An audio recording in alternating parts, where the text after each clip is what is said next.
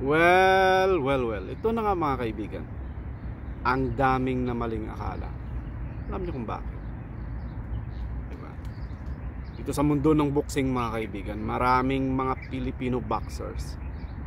Diba? Sa boxing community, no? Marami ang nagmaling akala. Alam niyo kung bakit? Akala nila itong si Tacoma Inoue mahina lang. Kahit yung former champion, angas ng Pinas, sabi niya, wala, si Tacoma mahina lang yan. 10% lang ang knockout percentage. Pero tingnan nyo naman, umabot ng 9 rounds si Jerwin Angkahas at tinalo mga kaibigan. Liver shot. So ibig sabihin, nag-evolve yung tao. Ito na lang, nag-train ng maayos, no? Ginamitan ng mga makabagong strategy, maybe equipment, scientific methods sa pagbuboxing. So dito natin makikita mga kaibigan, yung dating kulilat, diba? Dating kulilat, inakala ng iba, inakala ng marami na mahina ang knocking power based on the result sa kanyang boxing career. Mahina naman. Pero nag-i-evolve mga kaibigan, di ba? Hindi natin alam, he train hard, di ba? Have a good conditioning coach, di ba?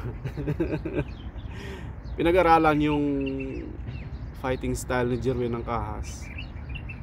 So, ang dami, no? Ang daming namaling akala.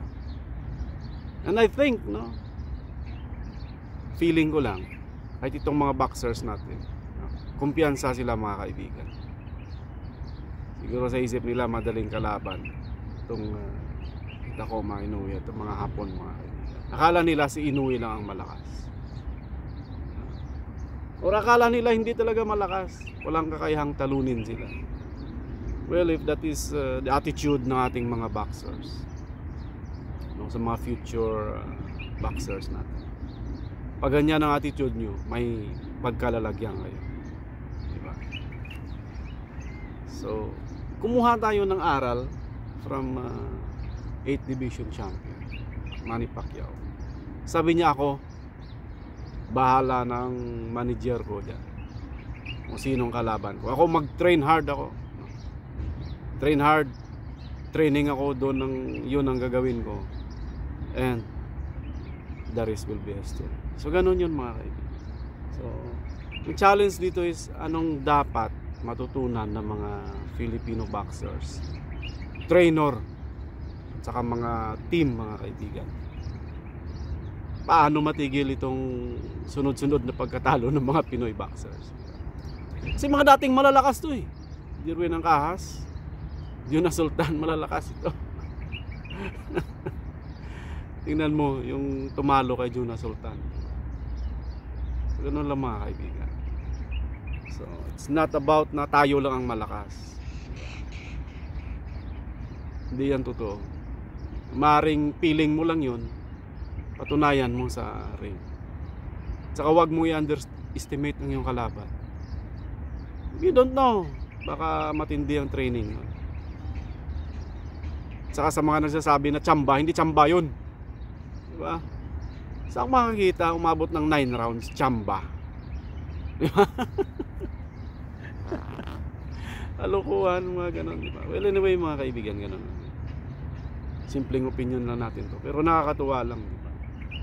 So masyadong kumpiyansa dahil syempre talagang mahina naman ang kalaban, pero hindi alam nag-evolve.